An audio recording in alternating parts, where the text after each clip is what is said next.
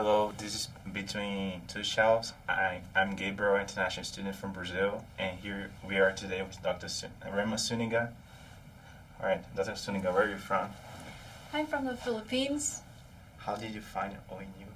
How did I find ONU? I was in Georgetown, Delaware, many years ago, and I was doing my postdoc training there, and I applied for teaching positions, and ONU is one of them. And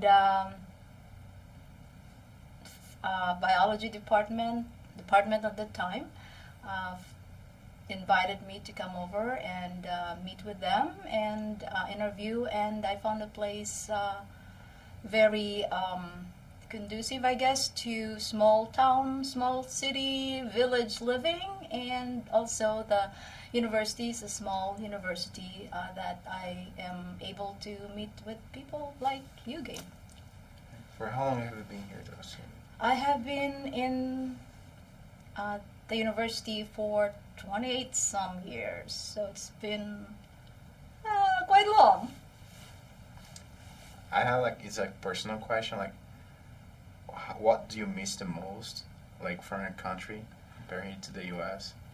Oh, I miss the food. And right now I'm craving Filipino food. Especially, I haven't been able to go and visit my family the past 2-3 pandemic years. And so I'm kind of dreaming right now of going home this Christmas break. And I'm dreaming of the different food that will be out there, and of course not just the food but my family most of all. Right. I would like to ask, you do research in ONU, right? Which kind of research do you do here? What classes you teach? What do you do here in ONU? Okay, let me start with the classes because that lends to the little research interest that I have. I teach medical physiology for the pre-med, pre-physical therapy, pre-physician assistant, pre-vet, pre-dentistry, pre-optometry, and the other pre-allied health biology major students. And in medical physiology, one of the things that we do is have the student form into groups and do research projects. And one of the laboratories that we also do in medical physiology is smooth muscle activity, which is what we did yesterday a little bit. And in fact, that was a result from the study that we did with a couple of students and a colleague.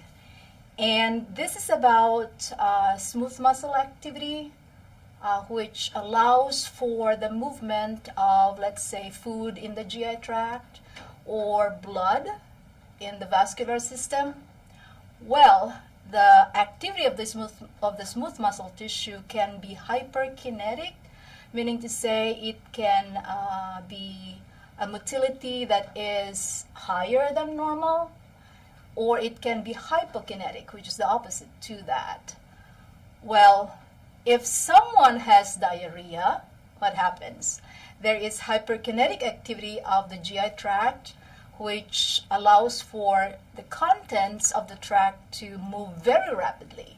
And that's not nice because then it will cause fluid and nutrient, less of them, to be absorbed. And we don't like that.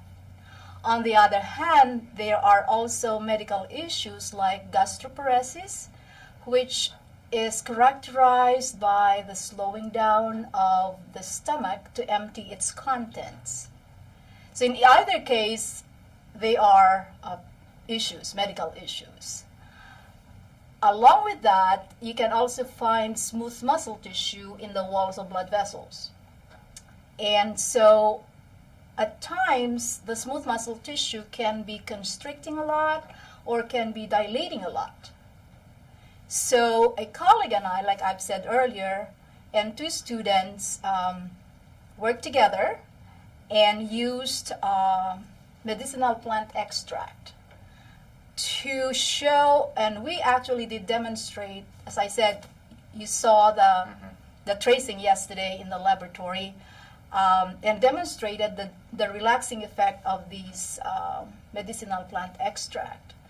This medicinal plant is called Monarda, which is commonly known as bee balm, and it is known to have medicinal properties. One being a diaphoretic, which means that it can induce perspiration, or it can also have carminative effects, which means that it can relieve flatulence, nausea, and vomiting. So this is the reason why I was interested in looking at the Monarda extract and its relaxing effects on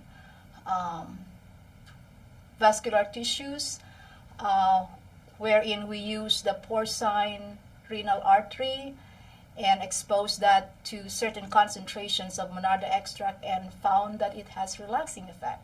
This is really exciting because of its potential therapeutic use in perhaps relieving or treating hypertension. Have you ever tried to use like that plant in humans, or there are some issues with that? I'm just curious. Not in a clinical trial or anything like that, but I think that certain groups of human populations have used that as a medicinal substance to treat some of their diseases also. However, the medical benefits of this plant has to be, demonstrated in experiments just like this to show that it really does. Because before these groups of populations have used this as a medicinal plant, I guess they just knew it, or maybe by trial and error they showed that, okay, if I use this plant, then it makes me feel better with this condition. Last question, Dr. Suniga. What do you like the most in ONU? What do I like the best at ONU? As I said earlier, it is a small town. As a matter of fact, it is called a village, I think. And it is a small town. I am a small town individual. I came from a small town in the Philippines, and then I went to Clemson. And it is a small town, although it is also, it is a little bit larger than Ada. But the similarity between the two of them is that they both are deserted places during school break when students leave. And so that's pretty similar. And then I went to Georgetown, Delaware. It's another small town. And then I came to Ada, another small town. So you can see that there's a commonality. And what I'm looking for is the family like atmosphere that I feel here, just like you. I know you, I can talk to you and ask you about anything, and you respond to my questions just about anything, because there is this very relational kind of, interconnectedness of individuals in this community.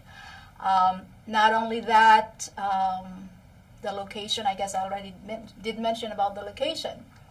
Well, if you ask me where I would go during school break, I would tell you I'm going to Ada because I love Ada so much. But I also would tell you that I'm looking forward to spending the bigger breaks with my family back home. Thank you for your participation, Dr. Suniga. And I'd like you to thank everyone who's watching.